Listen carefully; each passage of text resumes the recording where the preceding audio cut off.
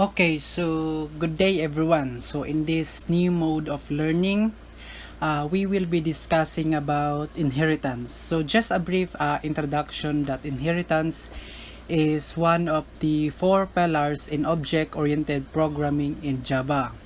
But in this new mode of learning, we will only be tackling about inheritance. So what is inheritance?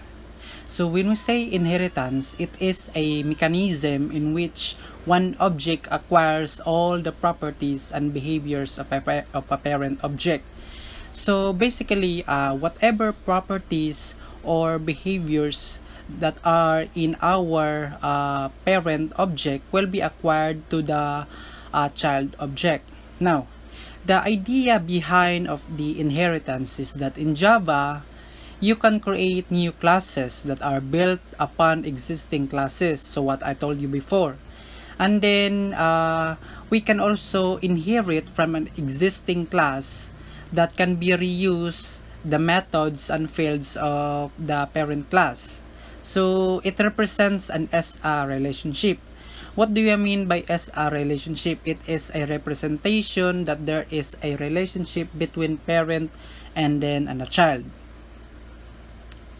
Now, let's go to the terms that is used in inheritance. So basically, there are four. So we have the class, the subclass, and the child class, the superclass, and then the parent class, and lastly, the reusability. So when we say class, it is a group of objects which have common properties. So basically, it is the entire blueprint or the template of the which objects are being created. Now, we will going to define the subclass and then the superclass. Now, when we say subclass, it is a class which inherits from other class. So basically, in the superclass, for instance, we have properties of our superclass. Now, when we say superclass, it is a class where subclasses inherits the feature. Now, for instance, that we have an parent object. Now, a parent object will have a characteristics, let's say for example, colors. Now, the properties of that parent object will be acquired or inherit to the subclass. So basically, the superclass will going to inherit the properties and behavior and then inherit it to the sub or child classes. And what do you mean by reusability? When we say reusability, it is a mechanism in which facilitates the use of the fields and methods of the existing class that we have created in a new class. So basically, we can use the properties of our superclass to be used in the subclasses. Like for example, we want to use these properties to give more emphasis of our class or child classes. Now, the next one is we have this syntax. Now, suppose that, so just imagine that this is the syntax. This is really the syntax of when we're going to write a code. Now, for instance, we are going to develop certain programs and then we have the syntax where we're going to use the syntax. Now, the class here serves to be our subclass name and then we're going to extend the superclass. Now, this is basically the syntax that we're going to use to extend our product or let's say object. Now, for instance, let's say class LED TV extends product. So what is basically happening in the syntax there? So basically, we extend our product to an LED TV. That's why we come up with this syntax here. So again, let's say class LED TV extends product, and then after that one we will going to write the methods and the fields inside of the curly braces. Now let's say for instance we have this illustration here. Now, in this illustration, as you can see, there are two frames. Now, for instance, this is the employee and this is the programmer. So the employee will be the name of our main class, okay? And then the programmer will be the extension of our employee. Now, what is the meaning of this salary and then the float? The salary is basically what we call the container, or we name our container. This is basically naming the variables, and then after that one we have the float. And then what do you mean by float? Basically, we were going to distinguish what type of data type that holds to our variable. Okay? And the same thing with the programmer. We have the bonus as the variable, and then we set the data type into an integer. So basically, what is happening in our illustration is that a programmer is the subclass of the superclass employee. Okay, so between the relationship of this illustration, it represents that programmer is a employee. Okay, I hope that it makes sense for you that this is the subclass and this is the superclass. Okay, again, that we are applying the SR relationship here. We have the programmer is the employee, okay, because a programmer is a subclass of the employee. Now, if we were going to convert this one into a code, just wait for a second.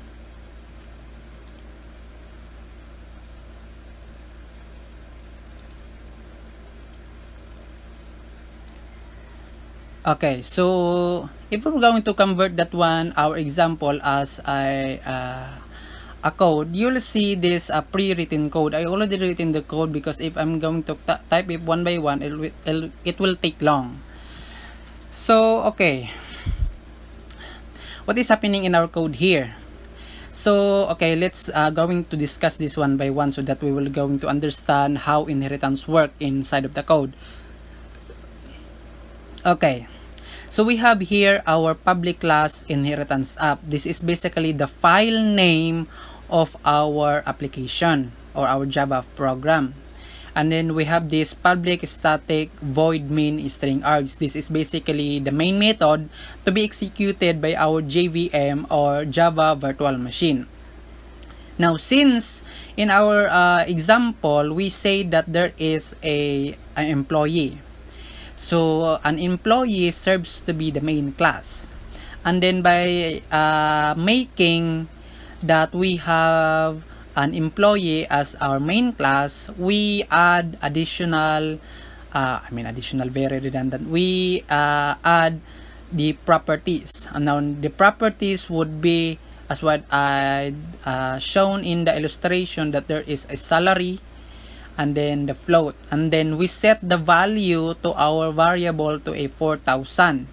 Okay, why is it that we are using float? And you will going to figure it out later on when we go with, if we are now going to execute the code. Why is it that we are using float? It is just a brief I just to give you a idea that why we are using float here. Is it because we want to output that 40,000 would be that 0. So basically, if we were going to execute the code, the expected output would be 40,000.0. And then after that one, we extend our employee. By extending our employee, we come up with a class programmer extends employee and then add the parameter. So we have these attributes here, that we have the end, the bonus, and then we set the variable to the value 1000. Now, after that one, we are going to set our methods here. So we have the programmer.p is equal to new programmer, and then our CISO statement here. We have the statement and then the body. Now, in order for us to show on what will be the output of this program, let's execute it. Okay, so as you can see in our output that it says programmer salary is 4,000.0 and then the bonus of programmer is 10,000. Now, this is what I'm talking about, that we are utilizing the rule of inheritance here. Now, this is basically the property of our main class. But since we are extending the product, we utilize that one to add more emphasis on our extended object product. Not object product, because we are talking about employee and then a programmer. So basically, it adds more emphasis on our what do you call this one, programmer as our child class. I hope that it makes sense for you. Now, next one is we have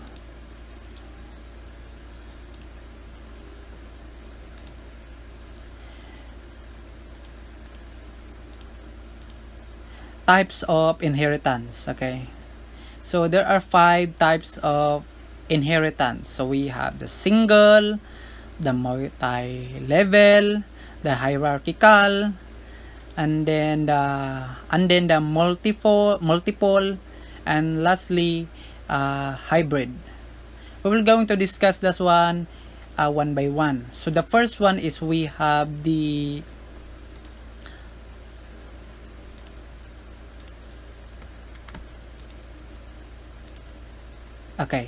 single level.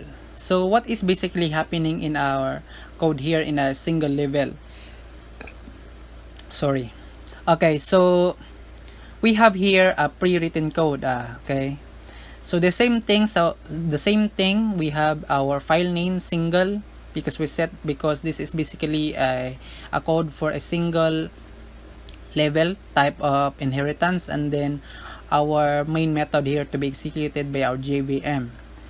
Now the same thing is that we also had our animal, and then our extended object animal, which is a dog, and then we set our statement here, and then the body, and then when we say the properties of our animal is eating, and then the properties of our dog as barking, and then we set that one to our methods here, that one, and then that bark. So if we're going to execute the code, we will expect that the output would be eating and barking.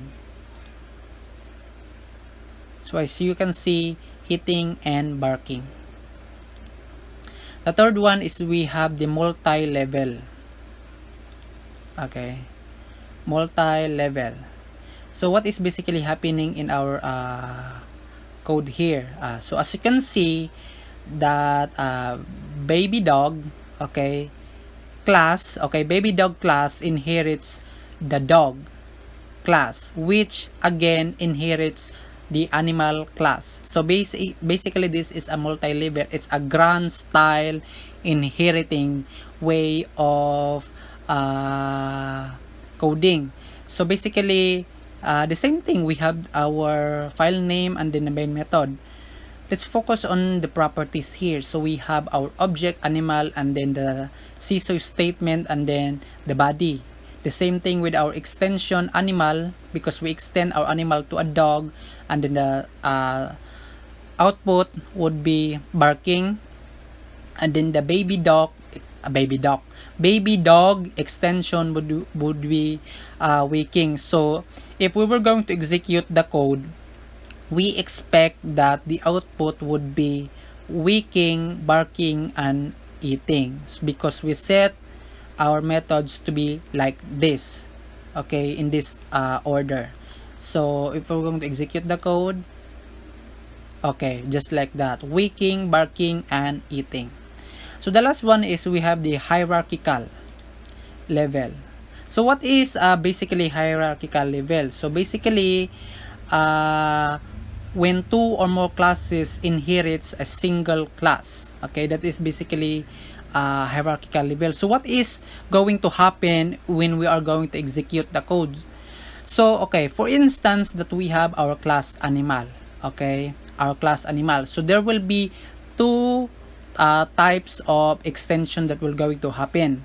The first extension would be the dog, and then the second extension would be the cat. Now, the output of the animal would be eating. Okay, the cesar statement will in the dog would be barking, and then the cesar statement with the body for the cat would be meowing. Now, if we're going to execute the code, this is very dependent, okay, because we will trigger an error if we are going to output everything that one, because every method is set assigned to a single extended object. Like this one, we set would be the output as cat. So the expected output would be meow and then eat, because there is no such thing as cat that will going to bark. So if we're going to execute the code, we'll see this output, eating and then meowing. Okay, let's execute the code. Okay, so you will going to expect this output. So let's say for instance that we want that dog would be meowing, okay? So that's very weird. So we're just going to try it. What if the code would trigger an error? So let's say this is a dog, okay? Just wait for a second. And then a dog. So as you can see that there will be red lines here because this meow here is set to cat. Okay? So if we're going to execute the code, we're going to trigger an error. So the what do you call that? The message would say the method meow, okay? The method meow is undefined for the type dog. Okay, so basically the method meow is set for cat only, nothing else. Okay, so, because as what I've told you, there is no such dog that will going to meow, and there is no such cat that will going to bark. So if we're going to output, because if we were going to output because we want that our dog will going to bark, not meow, we will going to condemn this line of code. So how we're going to do that one? We're just going to convert this one as a comment line code. So double slash, okay, there you go, and then open this code and you'll see there the output. There you go, eating and barking.